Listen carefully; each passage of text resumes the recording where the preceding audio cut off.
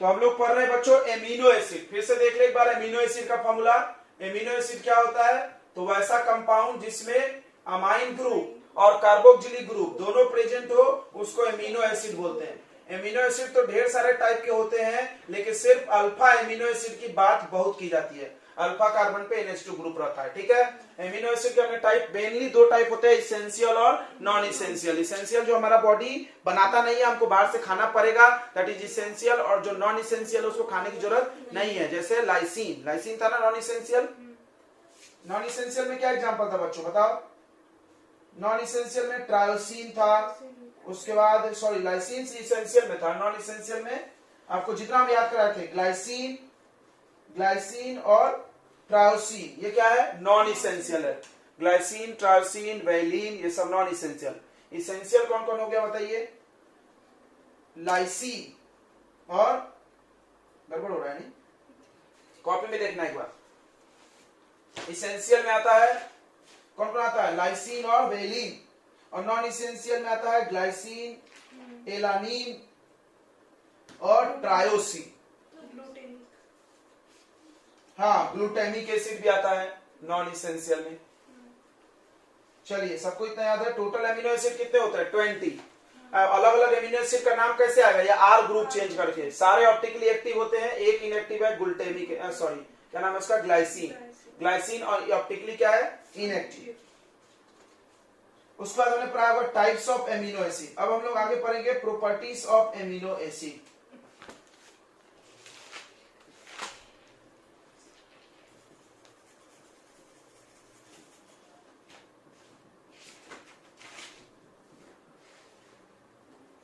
Properties of amino acid. देखो सबसे पहला है amino acid is colourless crystalline solid.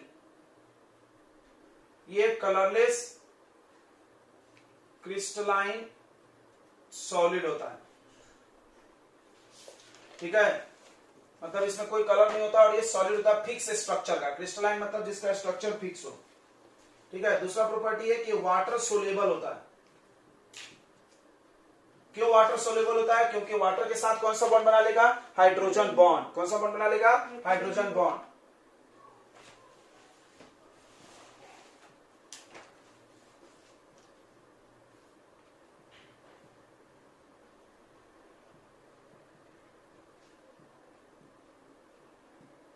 Due to formation of hydrogen bond with water.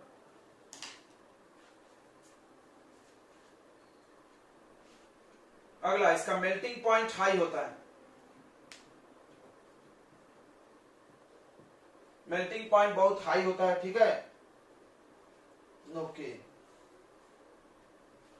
अगला सुनो, ध्यान सुनना। इट हैज बोथ, देखना, it has both acidic as well as basic group. तो एक ही कंपाउंड में एसिड भी हो बेस भी हो। देखो एक ही कंपाउंड में एसिड भी हो बेस भी हो, तो एसिड बेस मिलकर क्या बन जाता है? सॉल्ट।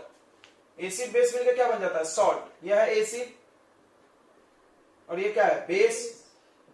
तो एक्चुअली ये एसिड भी नहीं है बेस भी नहीं है, कैसा होता है? ये सॉल्ट होता है, ठीक है। सो इट बिहेव्स लाइक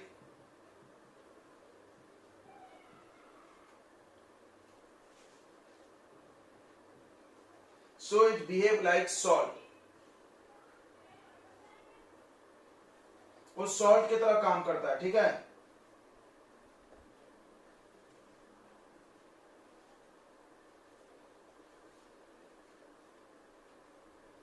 चलिए आगे बढ़ते हैं। अब हम लोग पढ़ेंगे ज्विटर आयन। इतनी बातें समझ में आ गई सबको? अच्छा एक चीज और सीख लिया जाए। नहीं, पहले ज्विटर आयन पढ़ते हैं। चलिए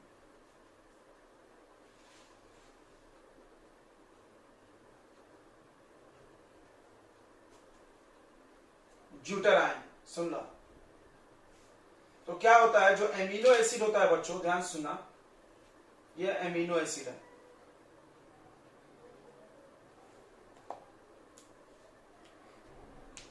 देखना एमिनो एसिड है, इसको जैसे आप पानी में डालोगे, डिजोल्व इन वाटर, जैसे वाटर में डिजोल्व करोगे तो क्या होता है बच्चों कि ये एसिड ग्रुप है। एसिड की क्या आदत होती है? हाइड्रोजन डोनेट करने की, सबको पता है। एसिड होता है हाइड्रोजन डोनर, ये एसिड ग्रुप है H प्लस डोनर, और ये बेस ग्रुप होगा H प्लस एक्सेप्टर। देखो it is acidic, acidic group है H plus donor.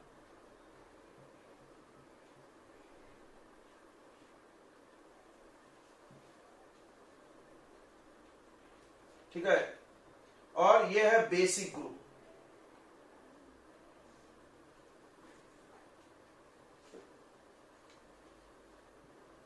H plus acceptor. तो जैसे ही इसको पानी में डाला जाता है एक्वस सोल्यूशन में, तो ये अपना H प्लस इसको दे देता है, और देखो ये ऐसा बन जाता है। ध्यान सुनना, COO माइनस और NH3 प्लस। देखो ये एक तरह से न्यूट्रल आयन है। देखो ऐसा बहुत कम आयन मिलेगा तुमको बाजार में, मतलब इस पे चार्ज भी है लेकिन कोई चार्ज ही नहीं है। अरे तेरी, मतलब जैसे एटम होता है, एटम के अंदर इलेक्ट्रॉन है प्रोटॉन है, दोनों पे चार्ज है लेकिन एटम पे कोई चार्ज नहीं है, वैसी it is a neutral ion, it is a bipolar neutral ion. ये मतलब दो चार्ज वाला न्यूट्रल आयन है, मतलब चार्ज दो है लेकिन न्यूट्रल है। इसी को बोलते हैं बच्चों ज्विटर आयन। इधर से ही ट्विटर निकाला हुआ है, मतलब समझ रहे हैं। तो ज्विटर आयन क्या होता है? तो ज्विटर आयन होता है बच्चों एक न्यूट्रल आयन जिसमें पॉजिटिव एंड निगेटिव चार्ज दोनों होता है। तो ज्विटर आयन का क्या डेफिनेशन है? देखो, द न्यूट्रल आयन। तो बहुत आश्चर्य लगेगा वर्ड पढ़ के, अक्सर तुमको बचपन में पढ़ाया जाता है कि आयन पे चार्ज होता है। What is ion? Charge species is called ion. यहां क्या पढ़ रहे हो तुम? Neutral ion. तो the neutral ion which contains both positive as well as negative charge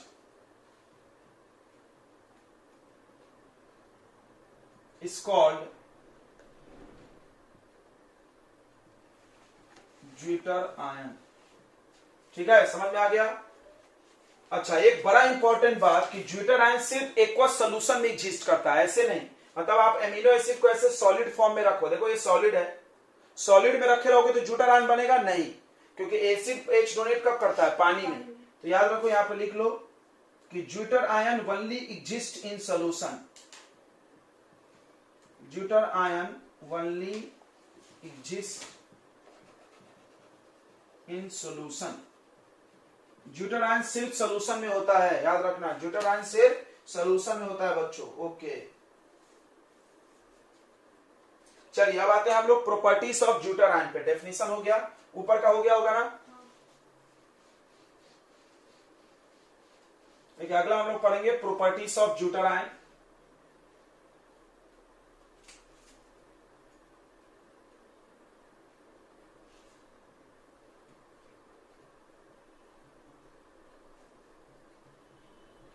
zwitter ion की प्रॉपर्टीज सुनो। तो पहला प्रॉपर्टी होता है बच्चों ज्विटर आयन का, बड़ा इंपॉर्टेंट है, कि ये न्यूट्रल है। कैसा है ये? न्यूट्रल है। ये एक डाइपोलर न्यूट्रल आयन है। दूसरा, एग्जिस्ट इन एक्वस सॉल्यूशन, पानी में ही बनता है, घोलने पे नहीं तो नहीं बनेगा। तीसरा, it shows amphoteric behaviour, it shows amphoteric. समझता है एम्फोटेरिक? एम्फोट्रिक समझता है क्या सबको? बताइए, किसी को पता है एम्फोट्रिक? 10th में पढ़े होंगे। It shows amphoteric behaviour. क्यों? क्योंकि इसके पास एसिड ग्रुप भी है और बेस भी है। जिसके पास दोनों ग्रुप हो उसको एम्फोट्रिक बोलते हैं, जो दोनों से रिएक्ट कर ले उसको एम्फोट्रिक बोलते हैं। Because it react with both acidic as well as basic group, it will react acidic as well as base, acid से भी रिएक्ट कर जाएगा और बेस से भी, इसीलिए इसको क्या बोलते हैं हम लोग, एम्फोट्रिक बोलते हैं, ध्यान समझना, ज्यूटराइन एम्फोट्रिक होता है। ओके, अगला सुनो, जब इसको एसिडिक सोल्यूशन में डालते हैं, सुनना, देखो अगला प्रॉपर्टी सुनना, बड़ा इंपॉर्टेंट है। जब आप ज्यूटर आयन को किसी एसिड में डाल दो,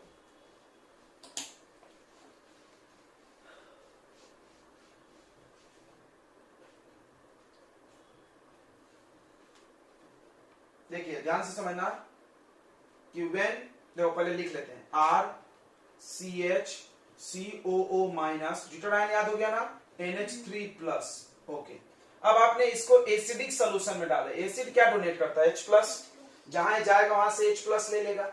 अच्छा, H प्लस किसको मिलेगा, तुम सोचो, H पे प्लस है तो माइनस वालों को मिलेगा, तो क्या बन जाएगा, RCHCOOH और NH3 पे प्लस चार्ज। अब बड़े प्रेम से समझ के बताना, अब बताओ ये कैसा बिहेव करने लगेगा, एसिड की बेस, सोच के बताइए। नहीं समझा, चलिए हम बताते हैं। देखिए इसमें ध्यान से समझना बच्चों, इसमें क्या है कि तुम याद करो, एमिनो एसिड में RCH और COOH और NH2, इसमें ये एसिड है, ओके, और ये क्या था, बेस। अब क्या होता है, थोड़ी देर बाद ये यहां चला आता है, ओके, तो ये NH3 प्लस, देखो ये क्या हो गया, लोन पेयर एक्सेप्टर कर लिया, H प्लस एक्सेप्टर, और ये डोनर कर दिया, डोनेट। अब ये डोनेट करने के बाद अब तो खुद ही लेने लगा, तो ये बन गया बेस, अब ये क्या बन गया, बेस, अब ये क्या बन गया, एसिड। कोई बड़ा नहीं समझा सर, अरे यार थोड़ा समझते हैं, ये एसिड क्यों था, H प्लस देने की क्षमता थी तो एसिड था, ठीक है, H प्लस देने की क्षमता खत्म हो जाए तो एसिड नहीं रहेगा ना भाई, सिंपल है ना। अब ये इसको देखो, अब क्या ये H प्लस दे सकता है, नहीं, अब तो इसको लेने की जरूरत पड़ेगी, यानी अभी बेस हो गया। यहां पर देखो, ये बेस क्यों था, क्योंकि H प्लस ले सकता था, अब तो ये ले लिया, अब तो देना पड़ेगा, इसको ज्यादा हो गया है, तो एसिड बन गया। अब सुनना, अब ध्यान से सुनना, अब जैसे ही तुम इसको ऐसा बना दिए तो ये एसिडिक ग्रुप आ गया, ये कौन सा ग्रुप पैदा हो गया, फिर से एसिड, एसिड बन गया ये, तो सॉल्यूशन का पीएच को क्या करेगा, 7 से कम कर देगा, समझा कि नहीं, ये एसिड बन गया।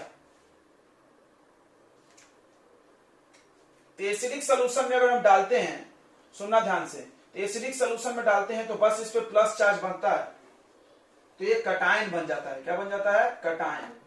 पहले कैसा था, पहले कैसा था, न्यूट्रल, पहले कैसा था, न्यूट्रल। जब इसको हम एसिडिक सॉल्यूशन में डालें, सुन लो, जब इसको हम एसिडिक सॉल्यूशन में डालें तो ये कटायन बन गया, और कटायन कौन से रॉड पे जाएगा, कटायन कौन से रॉड पे जाएगा, मूव टुवर्ड्स कैथोड की एनोड, याद करिए, सी से कटायन, सी से कैथोड, सी से कटायन, सी से कैथोड, तो ये move towards cathode,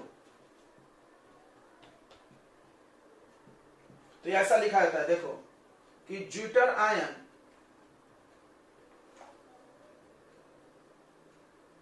move towards cathode, cathode यानी माइनस चार्ज ना, कैथोड इन एसिडिक सॉल्यूशन। तो ये बड़ा अच्छा सवाल आता है, तो इसमें क्वेश्चन पूछा जा सकता है, देखना फिर से सुन लो, हमने बोला कि ये न्यूट्रल आयन है, हमने बोला ये न्यूट्रल आयन है, न्यूट्रल है तो कहीं नहीं जाना चाहिए, बिल्कुल कहीं नहीं जाना चाहिए भाई, प्लस पे भी नहीं जाना चाहिए, माइनस पे भी नहीं जाना चाहिए, क्योंकि प्लस, देखो इसको प्लस माइनस दोनों है, जितना प्लस वाला खींचेगा उतना माइनस वाला भी खींचेगा, रॉड, समझता है ना, ये रॉड है, इलेक्ट्रोलिसिस कराते हो ना, 2 रॉड रहता है, एक पे प्लस रहता है उसको एनोड बोलते हैं, एक पे माइनस रहता है उसको कैथोड बोलते हैं। यहाँ पर प्लस आयन रहेगा तो माइनस पे जाएगा, माइनस रहेगा तो प्लस पे जाएगा, और दोनों चार्ज एक ही बंदे पे रहेगा तो कहीं नहीं जाएगा। लेकिन जैसे हम इसको एसिडिक सॉल्यूशन में डालते हैं तो ये H प्लस ले लेता है, और ये इसका माइनसवा गायब हो गया, तो बचा कौन सा चार्ज, प्लस, ये कटायन बन गया, अब ये माइनस पे जाएगा कि नहीं जाएगा, जाएगा। तो जब इसको हम एसिडिक सॉल्यूशन में डालते हैं जिसका पीएच 7 से कम है, तो ये चला जाता है कैथोड पे। ये सवाल हो सकता है क्यों, तो जवाब देना, तो कटायन बन जाता है। अब अगला इन बेसिक सोल्यूशन क्या होगा, बेसिक में बताइए। In basic solution, basic solution में जब डालोगे आप, बेसिक मतलब OH माइनस वाला, in basic solution it move towards anode, cathode, sorry anode. समझ लेना क्यों। देखो इधर, ये है आपका ज्यूटर आयन, ओके। जब आप इसको बेसिक सोल्यूशन में डाले, बेस क्या होता है, OH माइनस डोनर, ये OH माइनस गया, इस NH3 से एक H निकाला, माइनस होगा तो प्लस ही में जाएगा ना जी, और यहां से एक H निकाल के चल दिया, एक एक्स्ट्रा एक H इसके पास एक्स्ट्रा था, ये बन गया NH2, और ये रह गया COO माइनस और H2O बाहर, ठीक है, क्लियर हो गया, OH और H, ठीक है। अब ये कौन सा चार्ज बन गया, पहले कटायन बना था, अब ये क्या बन गया, एनायन, और एनायन कहां जाएगा, नोड पे, कितना अच्छा कॉम्बिनेशन, CCAA, ठीक है, तो मूव टुवर्ड्स एनोड, एनोड मतलब plus charge rod.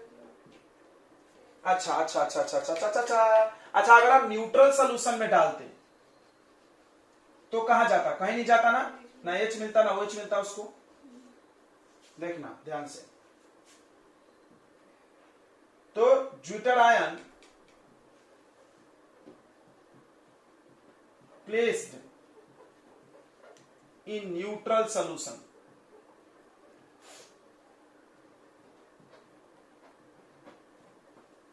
Zwitter ion placed in neutral solution neither move towards cathode nor anode, ना ही ये कैथोड की तरफ जाएगा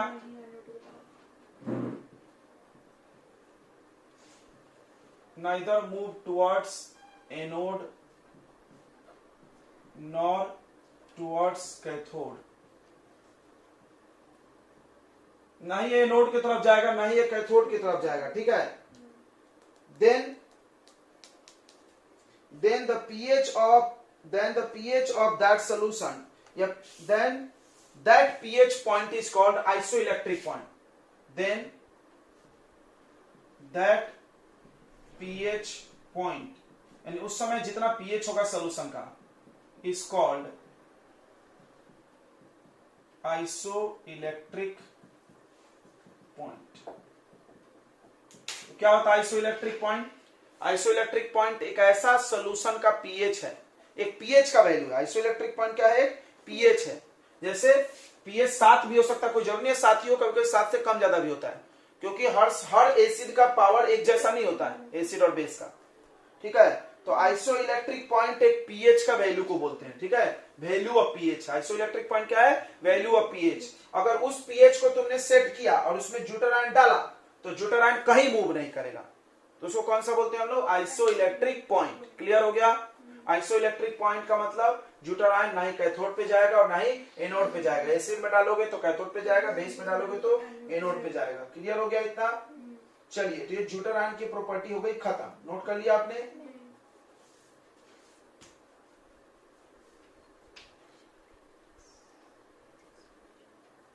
अब पढ़ना हम लोग को पेप्टाइड बॉन्ड, पेप्टाइड बॉन्ड या पेप्टाइड लिंकेज।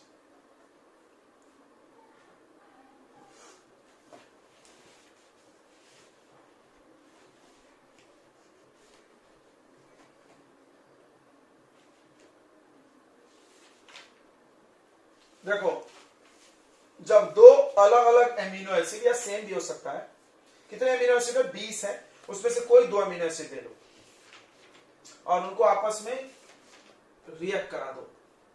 तो देखो हमने ले लिया एक ग्लाइसिन, ग्लाइसिन पढ़ा है ना आपने, ग्लाइसिन पढ़े ना, क्या होता है, आर की जगह H होता है, H फिर CH फिर NH2 COOH, यह है ग्लाइसिन, ठीक है। उसके बाद आप लिख लीजिए एलानीन, एक होता है एमिनो एसिड एलानीन, एलानीन क्या है, CH3 रहेगा, बहुत आसान है, आर की जगह क्या रहेगा, CH3, आर की जगह क्या रहेगा, CH3। तो तो थोड़ा हम इसको घुमा के लिख रहे हैं, NH2 इधर लिखना पड़ेगा ऐसा।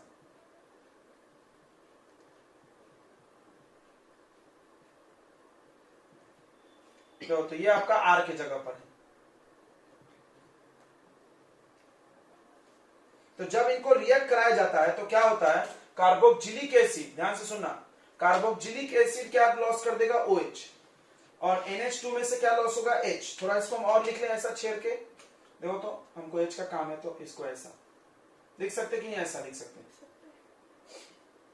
तो यहां से ये H ले लेगा और ये दोनों रिमूव हो जाएंगे, वाटर मॉलिक्यूल।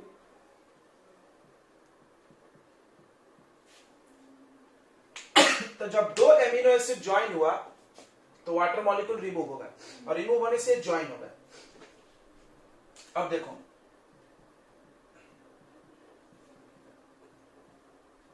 यहां हो गया CO और यहां हो गया NH2 हुआ ना, नहीं सॉरी NH2।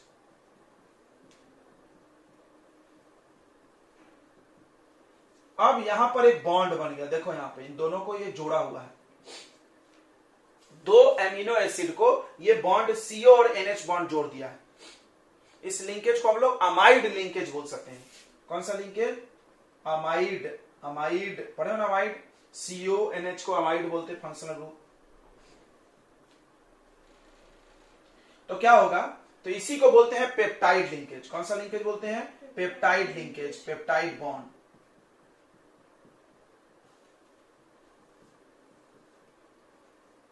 और यहां पर दो एमिनो एसिड जुड़ा तो इस कंपाउंड का नाम होगा डाइपेप्टाइड। दो एमिनो एसिड जुड़ा तो इसको क्या बोलेंगे, डाइपेप्टाइड। और इस कंपाउंड का नाम अगर बोलोगे तो दोनों का नाम मिला करके लिख दो, glycine alanine.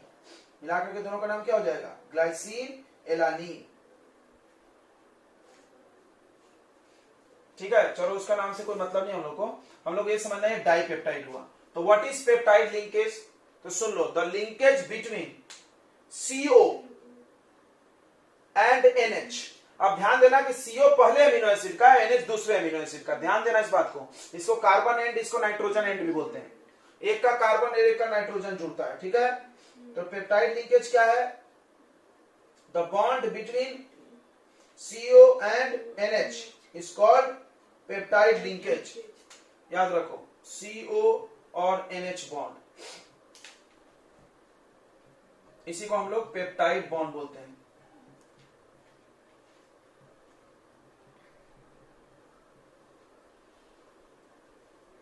Peptide linkage clear हो गया, पेप्टाइड लिंकेज क्या है। तो यही पेप्टाइड लिंकेज एमिनो एसिड को ज्वाइन करता है।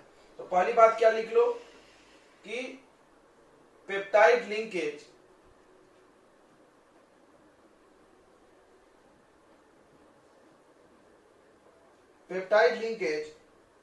ज्वाइन या connect molecules of alpha amino acid. ये सब अल्फा एमिनो एसिड ही है। अल्फा एमिनो एसिड के मॉलिक्यूल्स को ये जोड़ने का काम करता है।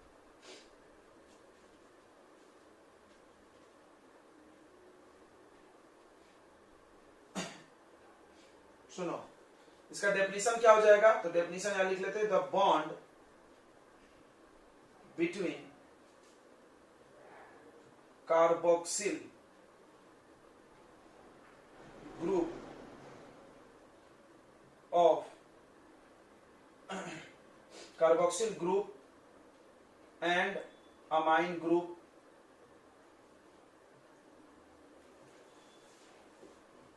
of two different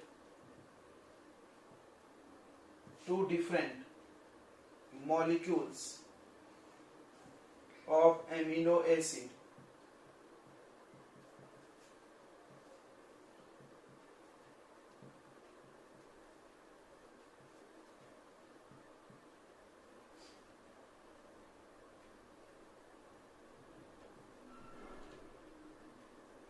the bond formed between carboxyl group and amine group of two different molecules of amino acid by loss of water is called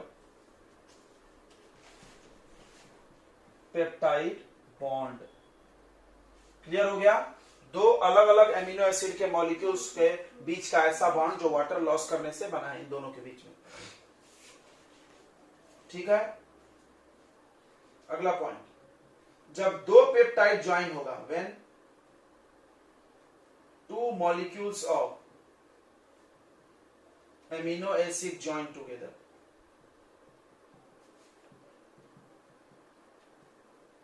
तो उस कंपाउंड का नाम क्या होगा? Die peptide. ओके, जब 3 मॉलिक्यूल्स ज्वाइन होगा तो क्या नाम होगा? बोलो रे। 3 molecules of amino acid join होगा तो क्या नाम होगा? ट्राइपेप्टाइड। 4 मॉलिक्यूल ज्वाइन होगा तो क्या नाम होगा? बताइए जल्दी जल्दी। टेट्रापेप्टाइड। और बहुत सारे अगर मॉलिक्यूल ज्वाइन हो गए तो मोर देन 10 मॉलिक्यूल्स, तो पॉली लग जाता है। पॉली लग जाता है ना, मोनो, डाई, ट्राई, टेट्रा, उसके बाद poly. More than 10 molecules of amino acid, तो उसका नाम हो जाएगा पॉलीपेप्टाइड। और पॉलीपेप्टाइड को ही प्रोटीन बोलते हैं। ओ, पॉलीपेप्टाइड को ही क्या बोलते हैं? प्रोटीन। मिटा दे अभी, मिटा दे क्या बच्चों? जल्दी बोलेंगे।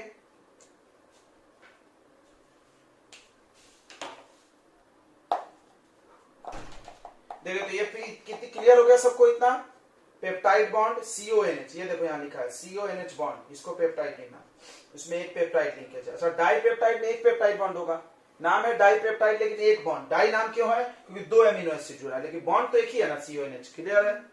खैर छोड़ो, हम कंफ्यूज नहीं करना चाहते।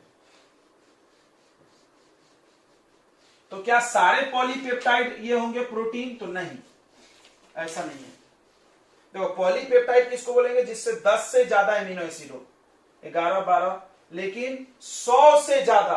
अगर 100 मॉलिक्यूल ऑफ एमिनो एसिड से ज्यादा जुड़ेगा तभी प्रोटीन बनेगा। ओ, समझ में आ रहा है? चलिए, तो ध्यान से देखते हैं हम लोग प्रोटीन कब तो बनता है।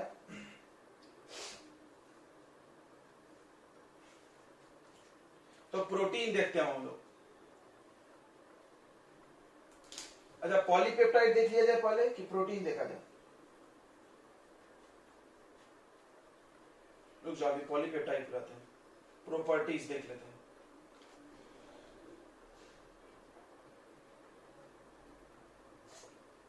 प्रॉपर्टीज ऑफ पेप्टाइड, पेप्टाइड्स बोलते हैं, पेप्टाइड्स का प्रॉपर्टी।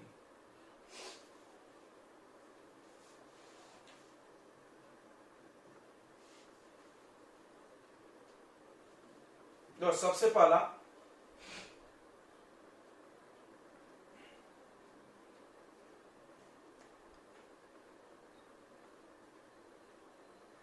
प्रॉपर्टी है कि COOH ग्रुप जो होगा वो डोनेट करेगा OH को, एंड NH2 ग्रुप जो है वो हाइड्रोजन देगा। ये पक्का है।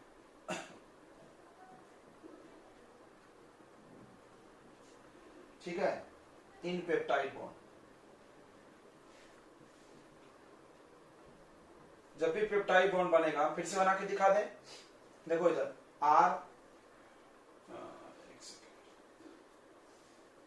R को नीचे लिख सकते हैं ना, CH और NH2, और इधर COH। ऐसा लिखो तो ठीक रहेगा। प्लस अगला लिखो, इधर लाना है अपने को NH2 को, तो NH2 CH फिर RCOOH। ध्यान समझना, एक एक चीज को समझना। तो ये हमेशा OH डोनेट करेगा, और ये हमेशा क्या डोनेट करेगा? H। एकदम पक्का है, तभी पेप्टाइड बॉन्ड बनेगा। बना लोगे पेप्टाइड का? अभी तो ये हटा देना, वाटर निकाल के जोड़ देना। दूसरा पॉइंट क्या है?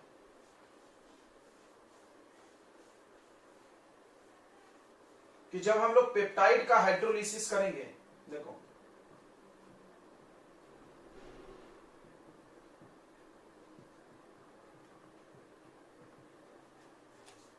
They give amino acid. अबे तेरी, देखो थोड़ा ध्यान से, ये चीज हम लोग उधर भी पढ़े थे। देखो तो सुनो, याद करो, कार्बोहाइड्रेट में तूने पढ़ा डाइसिक्राइड, पॉलीसिक्राइड, वो सब किससे मिलके बना है? ग्लूकोज फ्रुक्टोज से बना है, मोनोसिक्राइड से।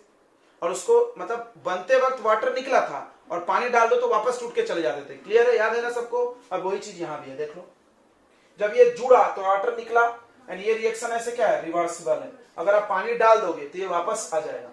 यहाँ लिखा है देखो, on hydrolysis of peptide they give amino acid. अगर पेप्टाइड का हाइड्रोलिसिस कर दो तो क्या बन जाएगा? वापस से अमीनो एसिड बन जाएगा।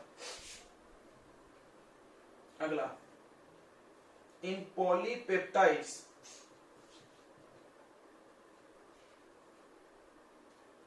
पॉलीपेप्टाइड में जो आर ग्रुप होता है, R group of each molecule,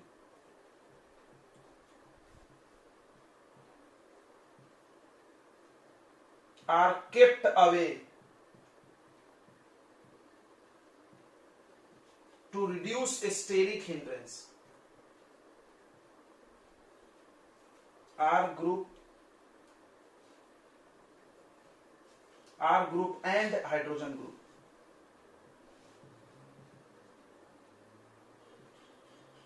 kept away to reduce steric hindrance।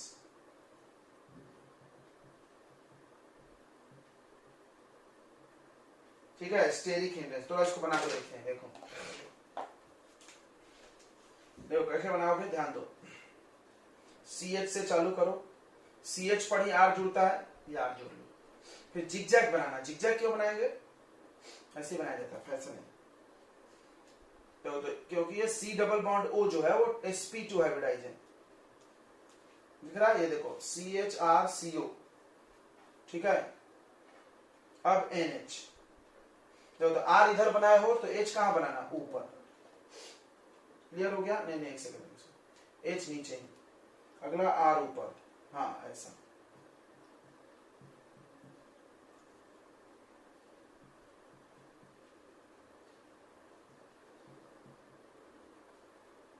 बोलो, समझ में आ गया? तो हाँ बोलो।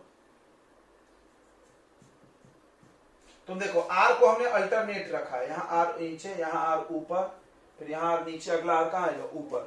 क्लियर हो गया? तो बहुत आसान है, सीक्वेंस को याद कर जाओ। ये पॉलीपेप्टाइड चेन है। क्या है ये? पॉलीपेप्टाइड। यही प्रोटीन जैसा बनेगा बाद में, यही प्रोटीन बन जाता है बाद में। पॉलीपेप्टाइड, देखो बहुत सारे पेप्टाइड लिंकेज है। एक पेप्टाइड लिंक है CONH, खोजो। 2, अभी तीसरा बनने वाला था, हम लोग बनाएंगे। देख लो, क्लियर हो गया? याद हो गया इसको? देखो CHR, फिर C डबल बॉन्ड O, फिर NH। देखो ध्यान से एकदम फील करो सीक्वेंस को, हर चीज अल्टरनेट है। देखो ROH ROH ROH। क्लियर हो गया? एक ऊपर नीचे ऐसे चल रहे लोग, ताकि रिपल्सन क्या हो? इनमें कम होना चाहिए। ओके, चलिए आगे बढ़ते हैं हम लोग। अब प्रोटीन्स को देखते हैं हम लोग। इतना नोट कर लिया आपने? चलो बच्चों, अब हम लोग प्रोटीन के बारे में देखते हैं।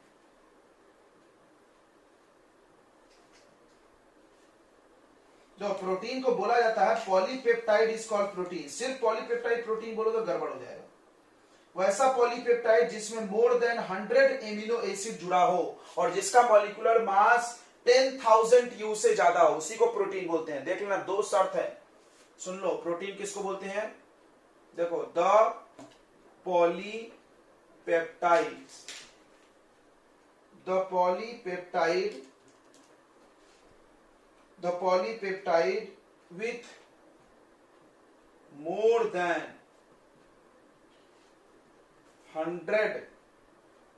100 molecules, more than 100 molecules of amino acid,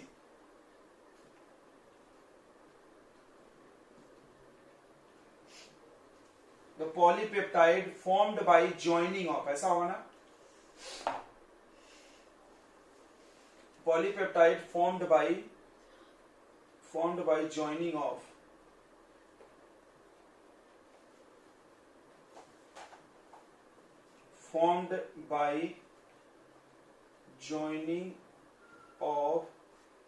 more than 100 molecules of amino acid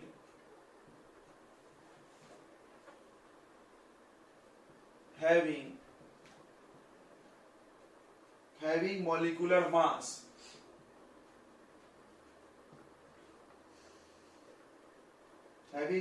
mass higher than 10,000 U is called protein.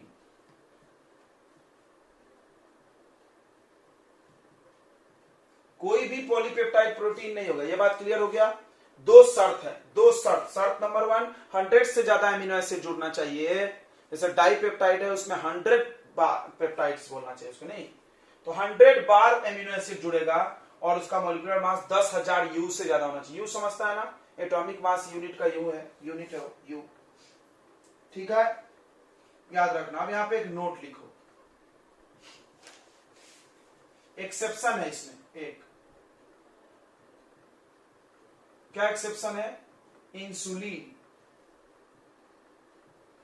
Insulin जानते होंगे, insulin is a protein, insulin एक प्रोटीन है but containing only 51 amino acid.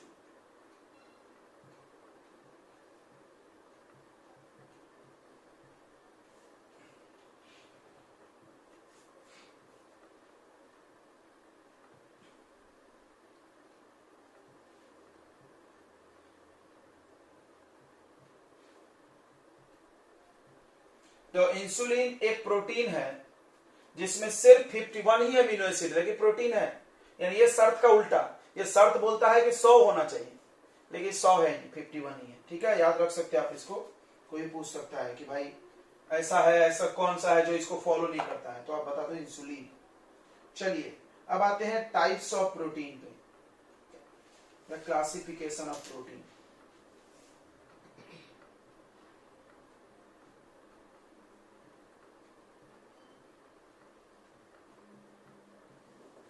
Protein के पहला type है बच्चों, on the basis of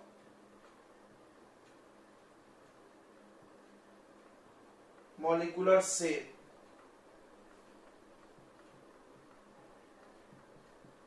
shape के आधार पे प्रोटीन के दो टाइप है, एक है फाइब्रस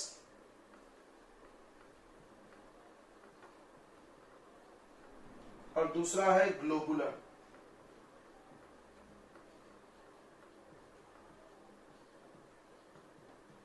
सुनना, नाम को फील करते हैं। फाइब्रस धागा जैसा, फाइबर यानी धागा होता है ना हिंदी में, पतला पतला लंबा लंबा होता है, जैसे बाल, लड़कियों के बाल देखो पतला पतला लंबा लंबा है, तो क्या है? फाइब्रस प्रोटीन है। तो जितना सिल्क है, सिल्क धागा और हेयर, ये सब क्या है? फाइब्रस प्रोटीन, यानी बाल एक प्रोटीन है, ये तुम शायद नहीं जानते होगे। और ग्लोबुलर प्रोटीन, ये दाने दाने, ग्लोब देखो, ग्लोब मतलब गोला, छोटे छोटे दाने दानों से मिलकर बनता है। जैसे अंडा, अंडा के अंदर जो लिक्विड होता है एग व्हाइट प्रोटीन है, सुने होंगे ना सबने, एग व्हाइट प्रोटीन, चिक शैम्पू, तो उसमें जो प्रोटीन है एग व्हाइट में वो ग्लोबुलर है। क्या है वो? कौन सा प्रोटीन है बच्चों? ग्लोबुलर प्रोटीन है, ठीक है। इंसुलिन भी ग्लोबुलर प्रोटीन है। इंसुलिन जो आप ये पढ़े हो, ये कौन सा प्रोटीन है? ग्लोबुलर है। जितने भी हार्मोन्स है, एंजाइम्स है, सब प्रोटीन होते हैं, याद रखना। जो स्लाइवरी अमाइलेज है, पेप्सिन है, ये सब क्या है? प्रोटीन है, और सबके सब ग्लोबुलर है। पहचान हम बता देते, ये पानी में नहीं घुलता, ये घुल जाते हैं। पानी में बाल घुलेगा? नहीं घुलेगा, लेकिन तो अंडा का वो व्हाइट वाला घुल जाएगा ना, घुल जाएगा। चलिए, तो इसमें हम लोग डिफरेंस पढ़ेंगे बच्चों, नोट कर लीजिए आप इतना।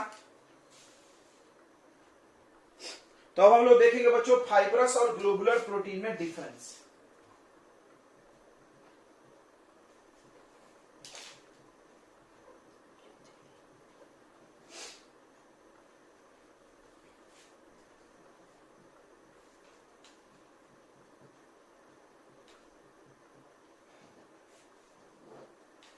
फाइब्रस प्रोटीन किसको बोलते हैं? तो ऐसा प्रोटीन जिसका धागे जैसा स्ट्रक्चर हो, it has thread like structure, इसका धागे जैसा स्ट्रक्चर होता है बच्चों, ठीक है। और ग्लोबुलर प्रोटीन का बॉल लाइक स्ट्रक्चर होता है, ग्लोबल्स के जैसा।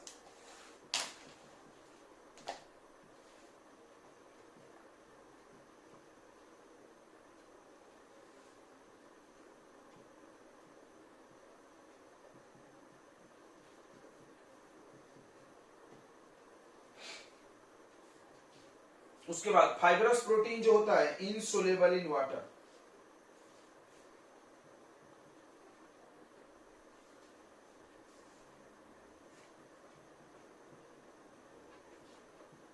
पानी में भी नहीं घुलता, एसिड्स में भी नहीं घुलता एंड बेस में भी नहीं घुलता।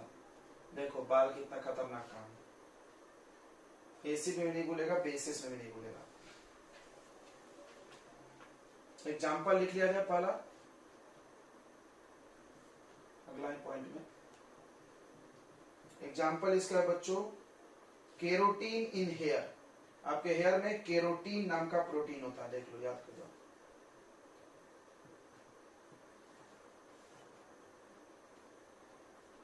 और सिल्क, सिल्क में फाइब्रोजेन होता है। अगर नाम याद नहीं हुआ तो भी चलता है, फाइब्रिनो, फाइब्रिनो होता है सिल्क में। तो हेयर, सिल्क। उसके बाद मसल्स, मसल्स जानते हैं, मांसपेशियां, इसमें होता है मायोसिन। जो बायोलॉजी वालों को इससे बहुत फायदा होगा, मैथ्स वालों को तो नहीं होगा लेकिन बायोलॉजी वालों को होगा, तो बड़ा नाम मिलता है, मिला ऐसा। केरोटीन, केरोटीन का होता है बाल में, बाल में जो प्रोटीन होता है उसका नाम केरोटीन है। उसके बाद फाइब्रोन, फाइब्रोन काय में है सिल्क में, और मायोसिन, मायोसिन काय में है मसल्स में। ठीक है, ये सब फाइब्रस प्रोटीन, ये घुलता नहीं है। ठीक है, इसका एग्जांपल देख लिया जाए, सॉरी इसमें ये लिखना बाकी है। सोल्यूबल इन वाटर, पानी में घुल जाएगा, पानी में घुल जाएगा, एसिड में भी घुल जाएगा और बेस में भी घुल जाएगा।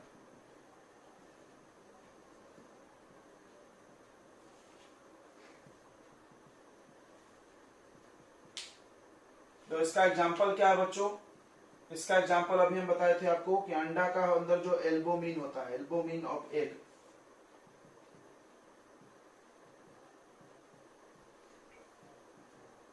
उसके बाद इंसुलिन, कुछ भी लिख दो, तुम कुछ भी लिख दो, इसमें सही हो जाएगा, कोई भी प्रोटीन जानते हो तो। ठीक है, जितने भी हार्मोन्स हैं, एंजाइम्स हैं,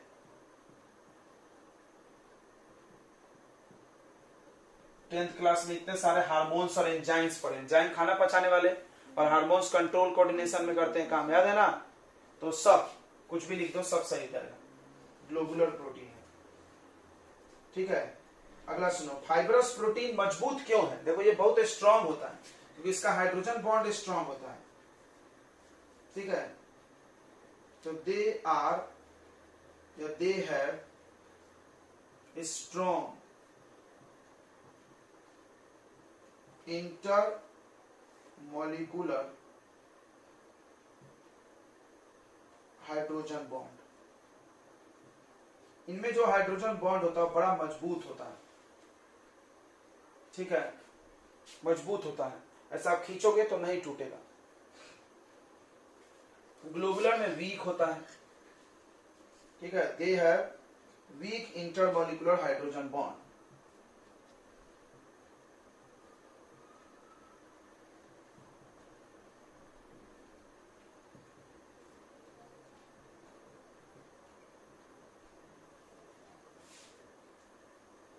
चलो इतनी बातें समझ में आ गई सबको, कोई डाउट है। उसके बाद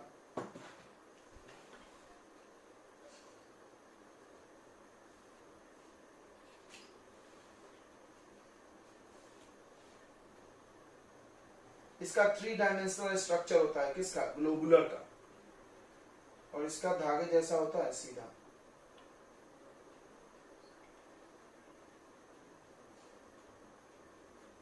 इसका 3D शेप होता है, इसका 3D नहीं होता है, ऐसा लंबा धागे जैसा होता है बस। चलिए ये 4 डिफरेंस काफी है। ओके, तो अब हम लोग पढ़ेंगे स्ट्रक्चर्स ऑफ प्रोटीन। प्रोटीन के स्ट्रक्चर को 4 लेवल में बनाया जाता है, मतलब पहले प्राइमरी सिखाया जाता है, एक साथ पूरा बना देंगे कि दिमाग पागल हो जाएगा। पहले सीधा चेन बनाया जाएगा, फिर इसको घुमाया जाएगा। तो इस तरह से 4 लेवल्स में आपको प्रोटीन के स्ट्रक्चर पढ़ाए जाएंगे, प्राइमरी, सेकेंडरी, टर्शियरी और क्वाटरनरी, एक के बाद एक के बाद एक। ठीक है, तो बस आज के लिए इतना ही, हम लोग बस करेंगे, कल मिलेंगे। ठीक है, और आगे प्रोटीन का स्ट्रक्चर पढ़ेंगे।